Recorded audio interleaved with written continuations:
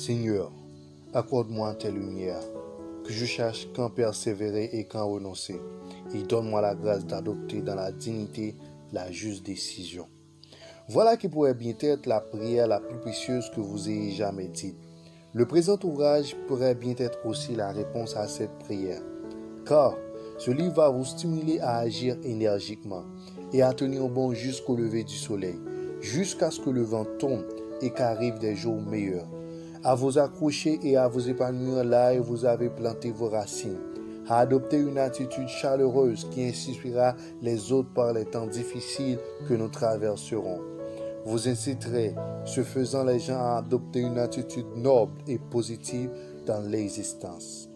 Ce livre pourra également vous communiquer l'inspiration nécessaire à des initiatives hardies et à prendre le tournant d'une manière créative.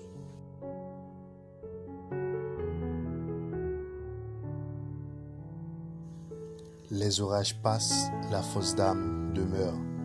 Un des écrivains les plus réussis du monde a écrit ceci. Quand les temps sont durs, c'est le temps des durs. Quand la route est difficile, les gens courageux se mettent en route. Ils surmontent les obstacles, ils atteignent les sommets, ils remportent la victoire. Les gens sont comme des pommes de terre. Une fois récoltées, il faut les étaler et les trier pour augmenter la valeur marchande. On les divise en fonction de leur grosseur, grosse, moyenne et petite. Ce n'est qu'après cette opération et leur mise en sac qu'elles sont chargées sur les camions. C'est la méthode de tous les producteurs de pommes de terre de l'Idaho. De tous, sauf un. L'un d'eux ne s'est jamais soucié de trier les pommes de terre. Et pourtant, on dirait que celui-ci se faisait le plus d'argent.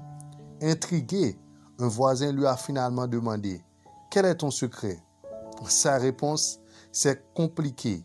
Je cherche mes patates, puis je choisis le chemin le plus chaotique pour me rendre à la ville.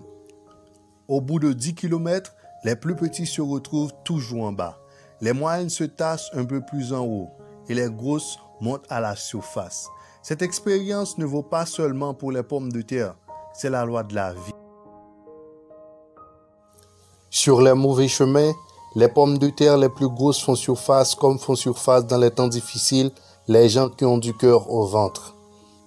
Les orages passent, mais la force d'âme demeure. C'est ça l'esprit qui soigne tous les maux, qui sauve les vies de la destruction, qui ramène le soleil après la pluie.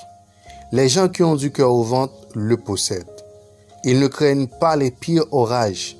Ils peuvent encaisser les coups les plus durs. Ils ont le dessus.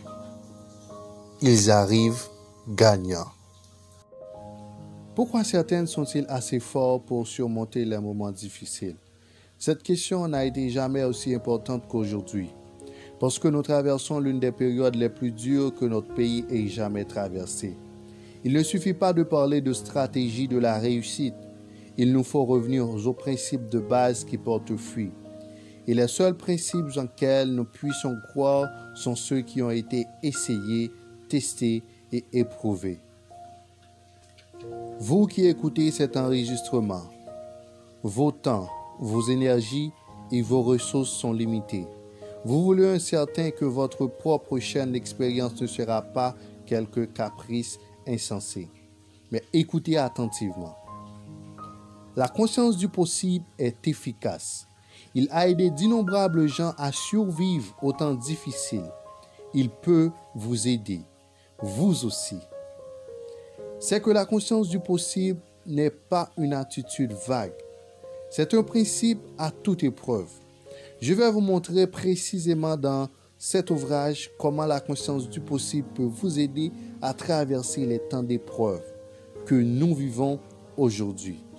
Votre vie peut devenir une vie aussi magnifique et vous pouvez devenir un survivant. Vous en avez les moyens. Vous pouvez surmonter et remporter la victoire si vous suivez attentivement le programme de conscience du possible exposé dans les chapitres à venir. Le premier pas est de placer vos problèmes dans leur juste perspective. Vous avez des problèmes. Soit peut-être soit-il pire que vous ayez jamais connu. Mais selon toutes les probabilités de tous les problèmes possibles, ce ne sont pas les pires. Aussi grave qu'ils soient, il y a toujours pire. Montrez-vous heureux. Placez votre problème dans sa juste perspective. Ne faites pas une montagne de simples modes de terre. Tout le monde a des problèmes. Aucune existence n'y échappe. Il vous faut maintenant apprendre à résoudre et à maîtriser les problèmes. Il n'existe pas, certes, une solution à chaque problème. Cependant, tous les problèmes peuvent être maîtrisés positivement. Vous trouverez dans les lignes qui suivront des méthodes et des stratégies et des instructions précises sur la façon de maîtriser vos problèmes avec créativité. Pour y arriver, il faut se charger de ces problèmes et prendre le contrôle. Maîtriser, c'est contrôler. Trop de nombreuses personnes perdent le contrôle de leur existence en abandonnant la barre à leurs facteurs extérieurs. Nous allons traiter de nombreux facteurs susceptibles et à assurer à votre issue le contrôle de votre existence. Tous les humains ont des problèmes. Quel est votre problème? Êtes-vous au chômage? Si votre conscience est une de l'impossible, vous pensez sans doute qu'un emploi serait la solution à vos problèmes. Mais la vérité, c'est que les gens qui ont un emploi ont aussi des problèmes. La majorité d'entre eux se plaignent d'avoir à se présenter les lundis matins à leur travail. Oui, je dois rigoler. Je vous le répète encore une fois, tous les humains ont des problèmes. Car la réussite n'élimine pas les problèmes, elles en créent de nouveaux. Tout problème a ses limites. À toute montagne, son sommet. À toute vallée, son creux. À toute vie, ses hauts, ses bas, ses pics et ses vallées. Personne ne se maintient en permanence sur la crête, ni ne demeure toujours en creux du vallon. À chaque problème, sa fin. Les problèmes disparaissent, ils se résolvent, temps et jour après jour. Tout problème possède un potentiel positif. Dans Proverbe 25, verset 2, il nous dit « C'est la gloire de Dieu de taire une chose ». Tout problème contient les ingrédients secrets d'un potentiel créatif pour vous-même et les autres. Tous les problèmes recèlent un potentiel pour quiconque veut l'exploiter. Point numéro 4. Tout problème nous transforme.